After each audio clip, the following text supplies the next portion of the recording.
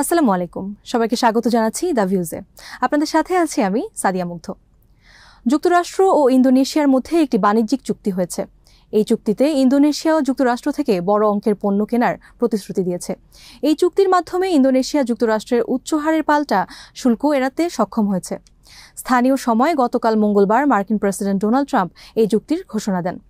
Trump বলেন, এই চুক্তি অনুযায়ী ইন্দোনেশিয়া থেকে যুক্তরাষ্ট্রে আসা পণ্যের ওপর 19% শুল্ক আরোপ করা হবে।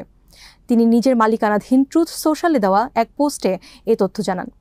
চুক্তি অনুযায়ী যারা শুল্ক ফাঁকি দিতে ট্রান্সশিপমেন্টের মাধ্যমে অন্য দেশে ঘুরিয়ে পণ্য পাঠাবে তাদের পণ্যে আরও বেশি শুল্ক বসানো হবে। ট্রাম্প লিখেছেন, এই চুক্তির অংশ হিসেবে ইন্দোনেশিয়া যুক্তরাষ্ট্র থেকে $1,500 কোটি জ্বালানি, $450 কোটি কৃষিপণ্য ও 50টি বোয়িং বিমান কিনতে সম্মত হয়েছে। ট্রাম্প আরেকটি আলাদা পোস্টে ট্রাম্প বলেন, ইন্দোনেশিয়ার সঙ্গে হওয়া এই চুক্তিটি সবার জন্যই দারুণ হবে। তবে বোয়িং কোম্পানির শেয়ারের দাম বড় কোনো পরিবর্তন আসেনি। গত সপ্তাহে ট্রাম্প ইন্দোনেশিয়ার পণ্যে 32% শুল্ক দেওয়ার হুমকি দিয়েছিলেন। সে সময় ট্রাম্প জানিয়েছিলেন এই শুল্ক আগামী 1 আগস্ট থেকে কার্যকর হবে। তবে মঙ্গলবারের ঘোষণায় নতুন করে 19% শুল্ক ঠিক কবে থেকে কার্যকর হবে সেটা স্পষ্ট করেননি।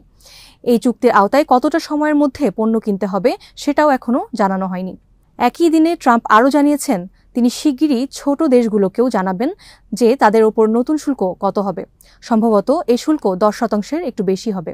ভিয়েতনামের সঙ্গে প্রাথমিকভাবে যে চুক্তি হয়েছিল সেটা প্রায় চূড়ান্ত। তবে ভিয়েতনামের চুক্তির বিস্তারিত এখনও প্রকাশ করা হয়নি। বিশেষ করে কোনো ধরনের পণ্যকে অবৈধ ট্রান্সশিপমেন্ট বলে ধরা হবে এবং 40% শুল্ক বসবে এ বিষয়ে স্পষ্ট নয়।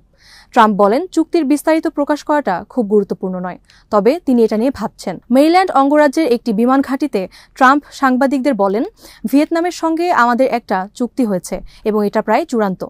ট্রাম্প প্রশাসনের ওপর দ্রুত আরও বাণিজ্য চুক্তি করার চাপ আছে, কারণ সম্প্রতি অনেক দেশ পাল্টা শুল্ক এড়াতে যুক্তরাষ্ট্রের সঙ্গে আলোচনা করতে চাইছে। চলতি বছরের 2 এপ্রিল ট্রাম্প প্রথমবার শুল্ক স্থগিত করলে হোয়াইট হাউস বলেছিল 90 দিনে 90টি চুক্তি হবে। কিন্তু এখন পর্যন্ত ট্রাম্প শুধু যুক্তরাজ্য ও ভিয়েতনামের সঙ্গেই চুক্তি করেছেন এবং চীনের সঙ্গে পারস্পরিক শুল্ক কিছুটা কমানোর ঘোষণা দিয়েছেন। ট্রাম্প সাংবাদিকদের বলেন, ভারতের সঙ্গে একটি চুক্তি বিষয়ে কথাবার্তা চলছে এবং ইউরোপীয় ইউনিয়নের সঙ্গেও আলোচনা চলছে।